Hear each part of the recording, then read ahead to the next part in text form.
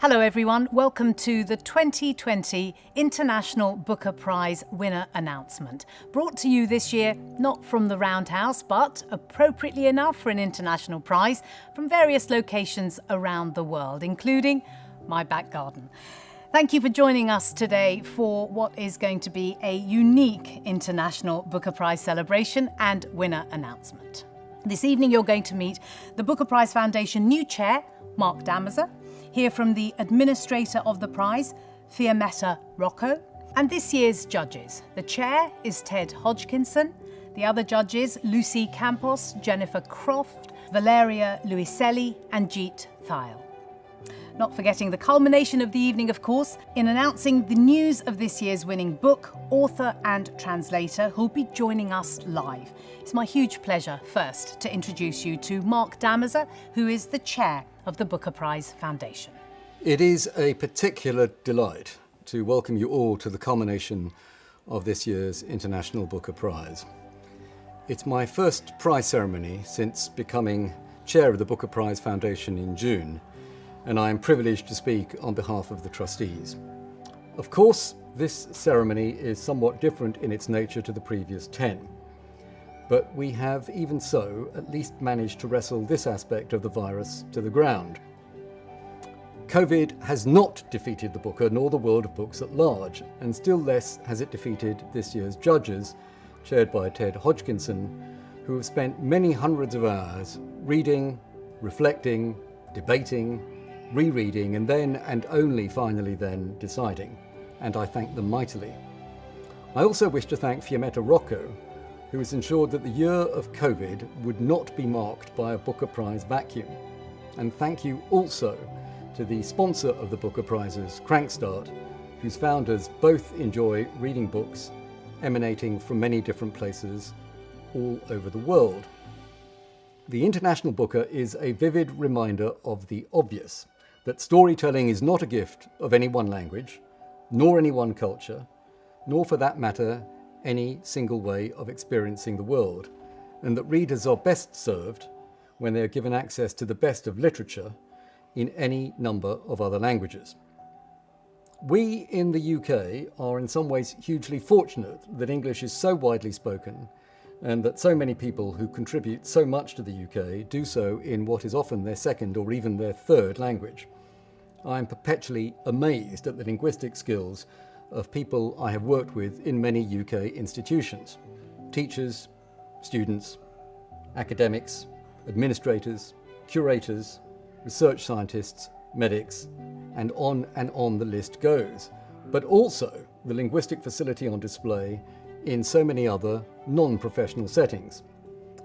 But the potency of English carries some dangers, that too few of us bother to learn or master other languages, and that in not doing so, we have too thin an understanding of the non-Anglophone world. This prize is a counterweight to that danger. It helps to expand our ways of seeing and thinking, and takes us to places and gives us characters that might otherwise be totally lost to us. On a personal note, I should add that literature in translation has had an enormous impact on my own way of understanding the world. I remember reading as a teenager, and over the course of one summer, the collected works of Alexander Solzhenitsyn, and much later in life, Vasily Grossman's Life and Fate, with its wonderful Robert and Elizabeth Chandler translation. It is my desert island book, if not, I concede, a particularly cheerful one. One of the many attractive features of the International Booker is that it fully recognises the role of the translator. Translators are too often overlooked. They not only are the people who have the language toolkit, but they bring their own talent and creativity to ensure that the author's voice is properly heard and their impact enlarged. And even if you don't speak a foreign language, it is often very easy to detect whether something has been well or badly translated. We will soon know the winning author and translator, but I wish to extend my thanks and congratulations to all those shortlisted and longlisted, and hope that all of the books prosper and are prized above all by their readers.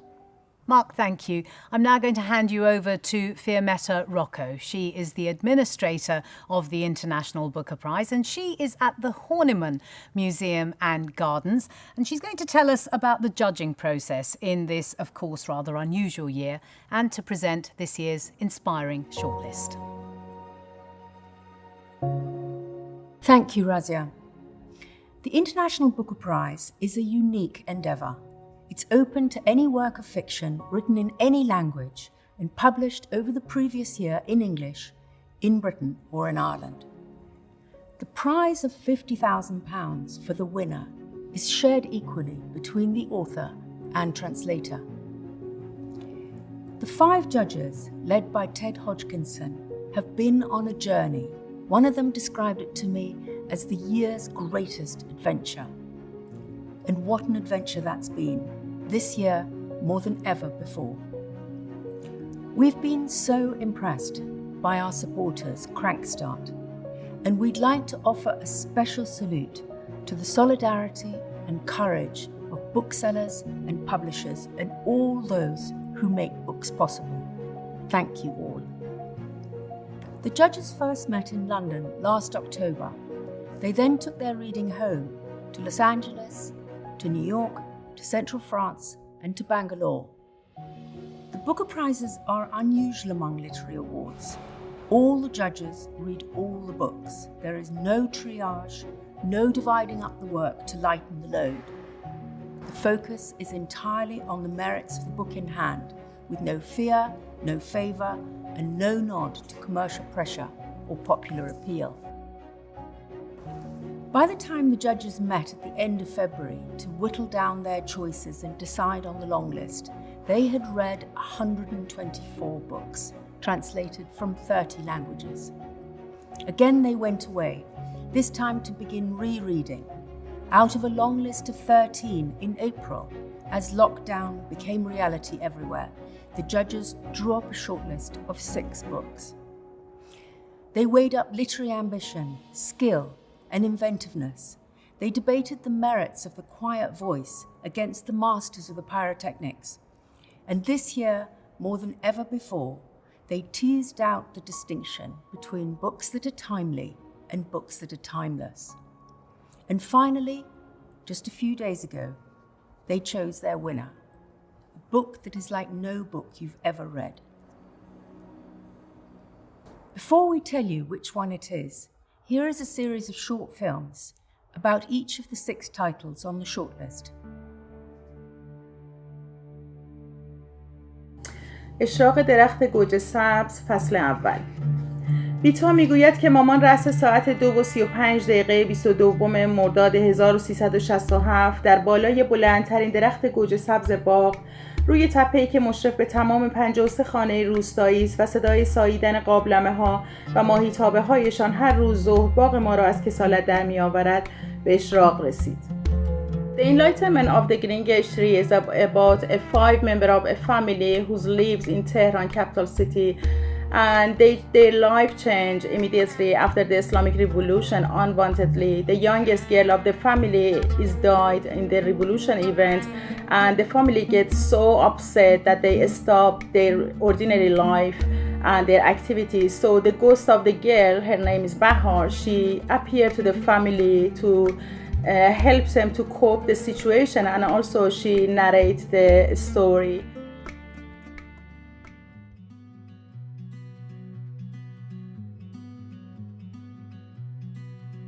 I think one of the things I enjoyed most about the translation of this work is also what made it most challenging. Persian is, practically by nature, a very poetic language, and Shokoofeh's style of writing really capitalized on that in a unique way. From the very beginning, remaining anonymous has prompted some soul-searching.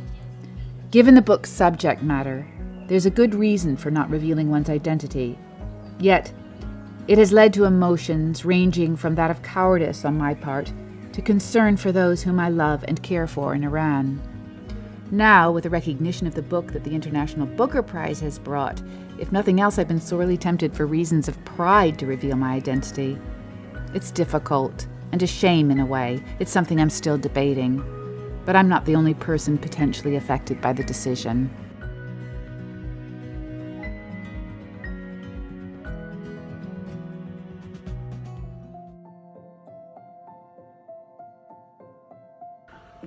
Fue el brillo. El cachorro saltaba luminoso entre las patas polvorientas y ajadas de los pocos que quedaban por allá. La miseria alienta la grieta, la talla, va arañando lenta la intemperie la piel de sus nacidos, la hace cuero seco, la cuartea, les impone una morfología a sus criaturas. Al cachorro todavía no. Irradiaba alegría de estar vivo, una luz no alcanzada por la triste opacidad de una pobreza que era, estoy convencida, más falta de ideas que de ninguna otra cosa. The Adventures of China Iron, las aventuras de la China Iron, es la historia de una chica muy joven, madre de 2, de 14 años, cuyo marido es un día llevado por el ejército, podríamos decir secuestrado, la palabra legal es llevado por la leva.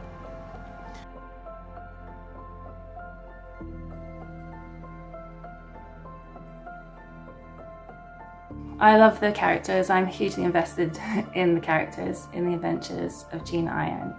I know that within translation and among translators and publishing, there's quite a lot of talk of kind of fidelity and being faithful to the original.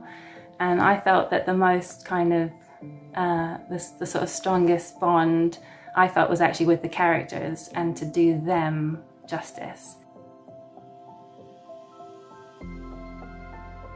It's such a rich novel in so many different ways. We got to translate metrical poetry, and I'm a bit of a nerd, as Iona will tell you, about translating metrical poetry, you know, rhyming poetry in verse.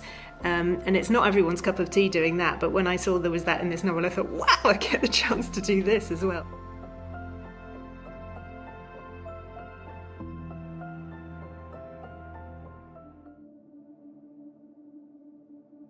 Wir beteten viel, um den Krieg fernzuhalten.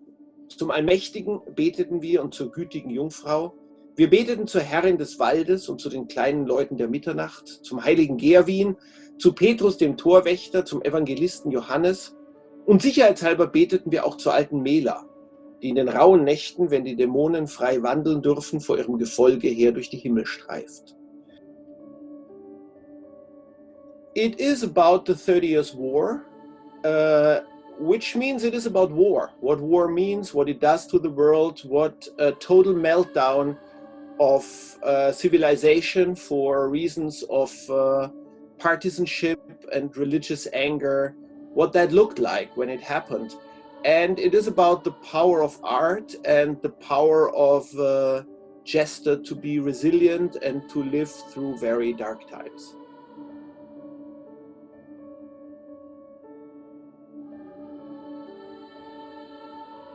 It's a novel about the 30 Years' War, and the author, Daniel Kehlmann, in order to tell the story of the 30 Years' War, he uses as his protagonist a character from medieval German folklore named Tyll Eulenspiegel, but transplants him in time several centuries hence from medieval times to the 30 Years' War. There are fairy tales told within the book. There are archaic prayers and magic spells and folk ballads and folkloric intonations, and there's sort of pompous court etiquette, and there's peasant speech, and getting across this array of tones and idioms was both the greatest challenge of the book and the most fun.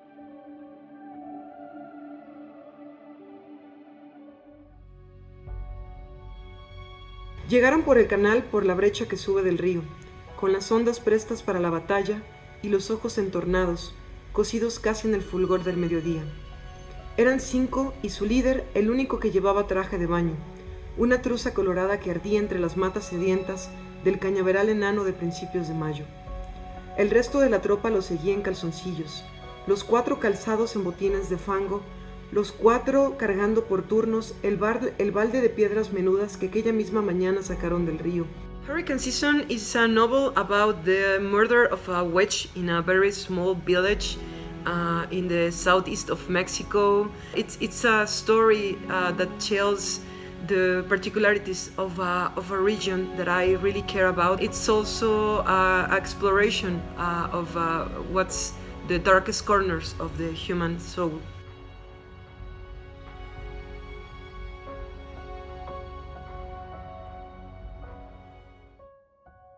I think one of the things that I appreciated about Fernanda's book was the way that she confronts writing about violence, the reality of violence. She doesn't shy away from it, by which I mean it's not a kind of glorification of violence, it's not gratuitous, although it's very explicit. What I like is that how she slowly taps into the psychologies of those who are not the victims necessarily of the violence, but also the perpetrators of it. I sort of feel that we are quite numbed in general on our sort of day-to-day level from all the images that we see of the horrors really that go on around the world, and in particular in Mexico where the novel is set.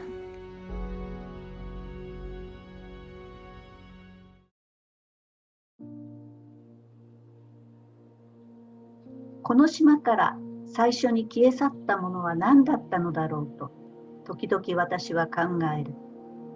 あなたが生まれるずっと昔、ここにはもっといろいろなものがあふれていたのよ。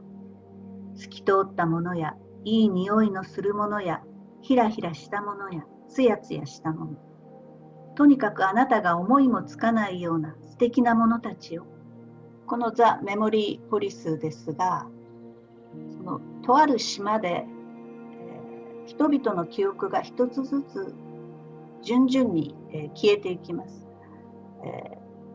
例えば鳥、香水、切手、左足、一旦消滅が始まると人々はそれにまつわる思い出もそれが持つ美しさに感動する力も失ってしまいます。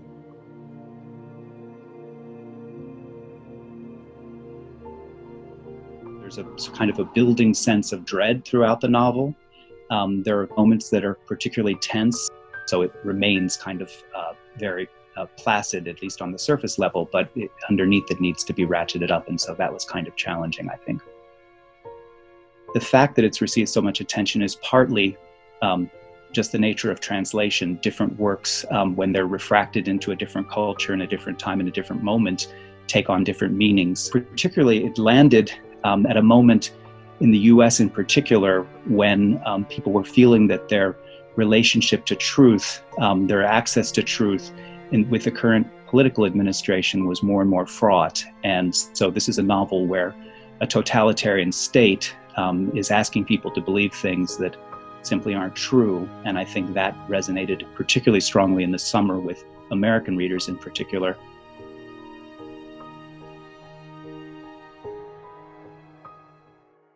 I was 10 and stopped taking off my coat. That morning, Mum had covered us one by one in other ointment to protect us from the cold. It came out of a yellow Bogona tin and was normally used to prevent dairy cows' teeth from getting cracks, calluses and cauliflower-like lumps.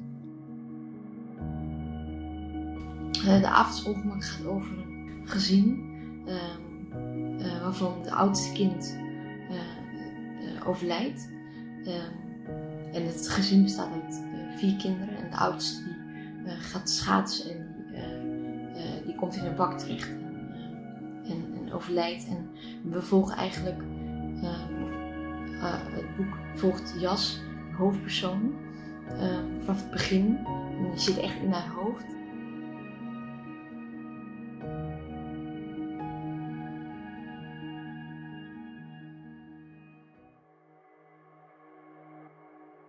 I think what makes the book really stand out is the amazing poetic language, and that was the most pleasurable to translate. Obviously, as a translator, you look for well-written novels. That's the ideal kind of work you want, and so this was one of those.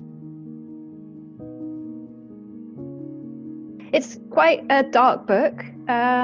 It's about children who have lost a brother, and the family is descending into a very bad state of emotional neglect. And there's an older brother who's quite cruel to animals, but also to his siblings. And that's quite hard because you read the book over and over again when you're translating it, and it really gets under your skin.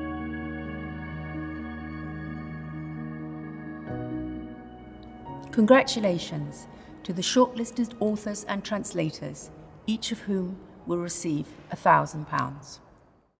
Fiammetta, thank you. What an incredibly inspiring shortlist.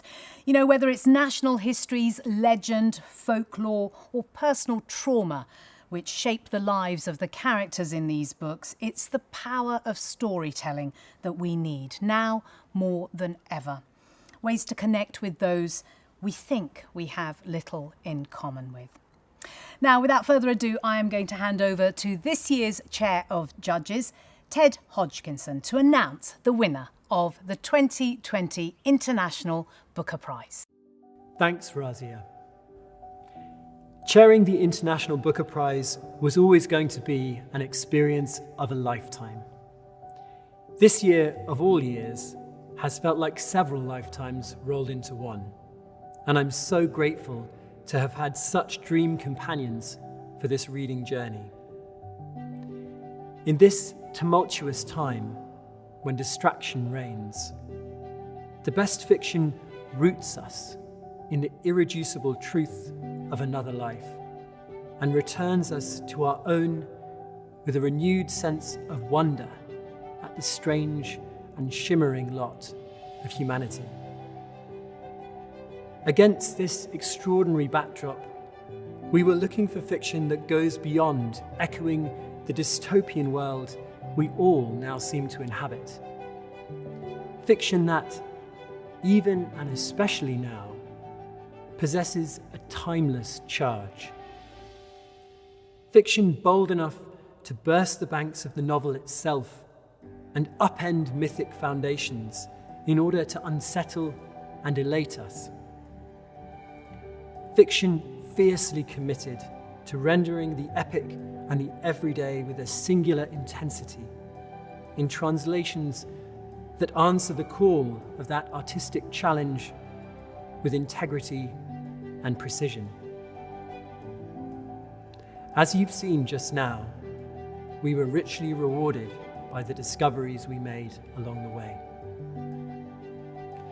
We marvelled at Shokoofeh Azar's artful and courageous interweaving of magical realism with Persian poetry in The Enlightenment of the Greengage Tree, a novel of historic urgency and universal resonance. Through the spirited work of an anonymous translator, we trace the ghostly flight of a family atomized by revolution, but who are bound together beyond authoritarianism, censorship, and even death. From revolutionary Tehran to the pampas and plains of 19th century Argentina, The Adventures of China Iron is a compelling reimagining of the gaucho epic tradition, a disarming and deepening love story that upends swaggering notions of masculinity, nationhood, and empire building along the way. Gabriela Cabezón Cámara's irrepressible inventiveness is matched by a remarkable feat of translation from Fiona Mackintosh and Iona Macintyre. Back we went, further in time, to a plague-ridden Europe, and the puckish figure of an ancient trickster is abroad, making mischief and sowing chaos. Tyll is the perfect avatar for Daniel Kehlmann's virtuosic and mordantly funny sensibility, and Ross Benjamin's translation brilliantly conjures the gritty and gleeful comedy of this historical epic, which chimes eerily with our present. Hurricane season heralds the arrival of a major talent for English language readers. Propelled by a finely controlled rage, the 8 incandescent paragraphs of Fernanda Melchor's novel lay bare the currents of violence, corruption, and misogyny that course beneath the surface of a rural Mexican village. Sophie Hughes's translation nimbly keeps pace with this torrential flow of language, and the result is a work of singular and savage brilliance. From rural Mexico to a Japanese island in the near future, where things, hats, ribbons, birds, simply vanish. Written in the early 90s, The Memory Police by Yoko Ogawa is a work of mythic resonance, part allegory and part dystopia, at once an investigation of the unsayable and a moving meditation on family, love, and loss. Stephen Snyder's deft translation ushers us into a strange and muted world, punctuated by moments of revelation. And from a Japanese island to a Dutch dairy farm, and the visceral pangs of a young girl in the grip of grief for an abruptly departed brother. Through pungent comedy and the sheer poetry of its perceptions, Marieke Lucas Reinveld's The Discomfort of Evening is a work of spellbinding beauty, translated with truly breathtaking sensitivity by Michelle Hutchison. So we had set ourselves an immense task in selecting one winner from these 6 superb contenders. And I want to say again how much my fellow judges and I found to admire in the work of these exceptional authors and translators. In a virtual meeting that lasted nearly 5 hours, we delved deeply into our readings and rereadings and emerged collectively with a deserving winner. In truth, this book astounded us all when we first encountered it early in the judging process. And our fascination has only deepened on a second and third rereading. An act of translation that demanded the highest level of sensitivity to render such a distinctive and poetic perspective. This is a novel of undeniable force by a writer of thrilling talent and ability. An unflinching look at the underbelly of family life, a tender and visceral evocation of the strangeness of a childhood caught between shame and salvation. I am delighted to announce that the winner of the 2020 International Booker Prize is The Discomfort of Evening by Marieke Lucas Reinveld, translated by Michelle Hutchison. Congratulations.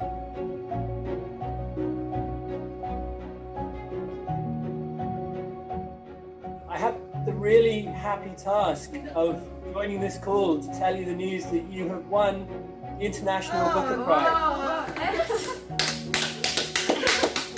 Wow! Oh, that's great! Oh my God! Oh. Wow! I'm so happy. I'm so happy to be able to tell you this news, and I wish I could be there in person to tell you, but the judges and I were absolutely astounded by the book from early in the judging process, and our fascination with it has just deepened every time we've returned to it. It's such a deserving winner, and I'm really, really thrilled to be able to tell you this. Oh my God! Oh, okay, I'm very surprised. Yeah, thank you. Thank you, yes. Lieve mensen, het is een enorme eer om voor mijn debuutroman de Internationale Boekenprijs 2020 te ontvangen. Ik kan niet anders zeggen dan dat ik zo trots ben als een koe met 7 uiers. Ik wil graag iedereen, en in het bijzonder de jury van de Internationale Boekenprijs, uitgeverij Atlas Contact, Faber & Faber en de vertaler Michel, bedanken voor alle steun en dat ze vanaf het begin af aan in mij geloofden. Maar er is één zin die me hier vooral heeft gebracht, die ik tijdens het maakproces van de avondsongemak met stift boven mijn bureau op het behang schreef. Wees onverbiddelijk. En ook in deze tijd, nu de wereld op zijn kop staat en zijn donkere kanten toont, denk ik nog vaak aan deze 2 woorden. Dus schrijf, lees, win, verlies, heb elkaar lief, maar doe het onverbiddelijk. Translations open up windows onto other worlds, allowing us to see into other places and other people's minds. Now, when it is no longer possible to travel like we used to, now we should travel by reading books. Each of the books on the shortlist deserve to win, so please don't only read The Discomfort of Evening, but please read them all. I would like to thank the International Booker for bringing translations and translators into the limelight, and I would like to thank Marieke Lucas for coming on this journey with me, as well as the editors and publicists at Atlas Contact and Faber & Faber. book is never written or translated alone. Wow, I hope that you'll agree that's been a fantastic night. My thanks to Ted, and the first of many, many congratulations to this year's winners, Mareka Lucas Reinveld and Michelle Hutchison, for The Discomfort of Evening. Thank you to you for tuning in. I'm going to leave the final word with our judges and wish you all a very pleasant evening.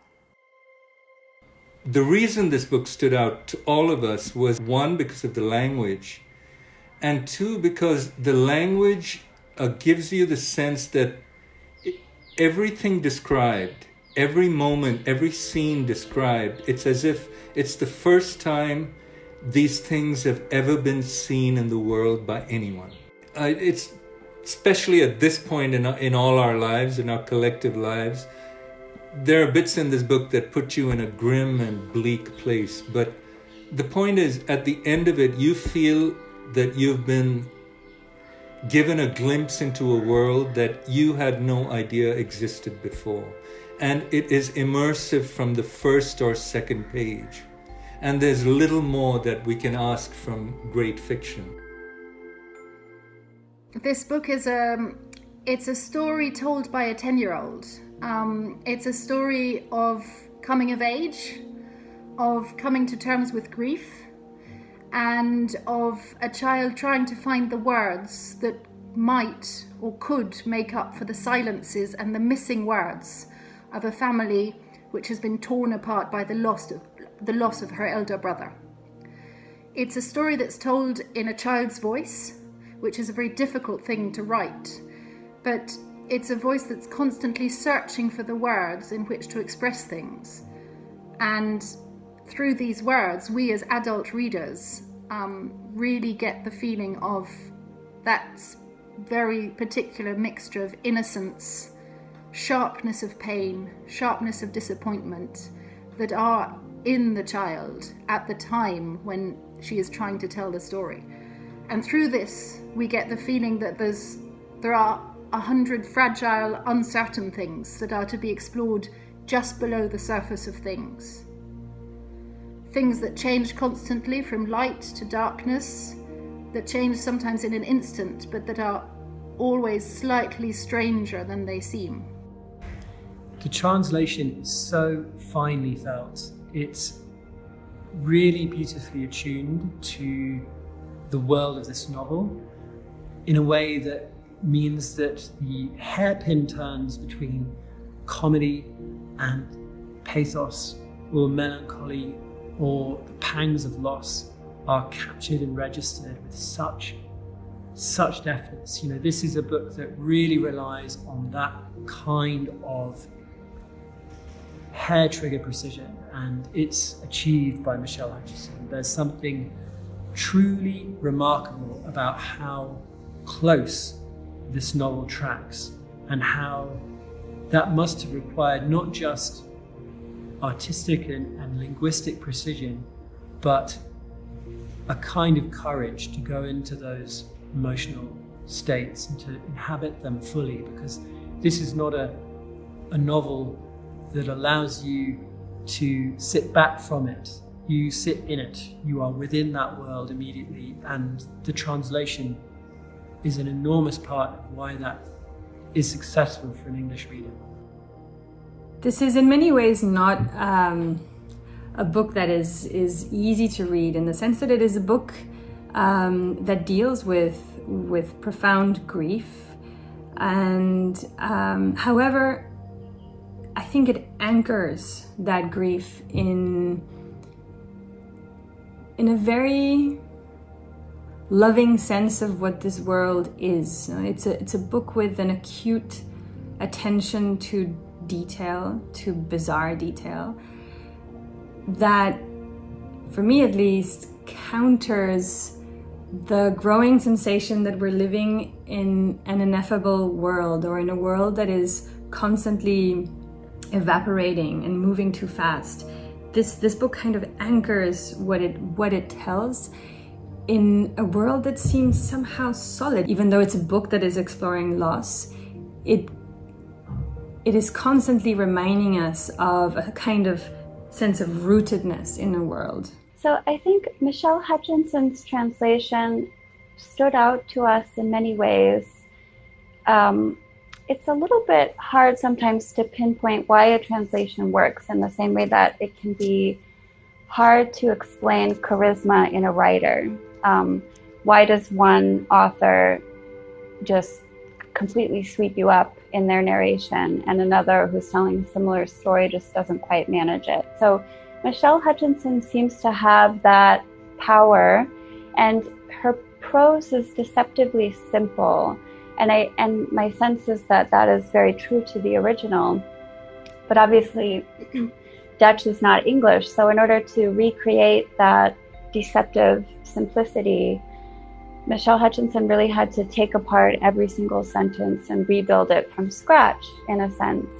And we really admired her ability to do that without ever sounding awkward or showy on the other end of the spectrum. Like, she never shows off how amazing she is at rebuilding sentences. Congratulations again to Marieke Lucas-Reinveld and Michelle Hutchison. The Discomfort of Evening is an astonishing novel. I'm envious of everyone watching this who hasn't yet read it. I can't recommend it enough. Congratulations and good evening.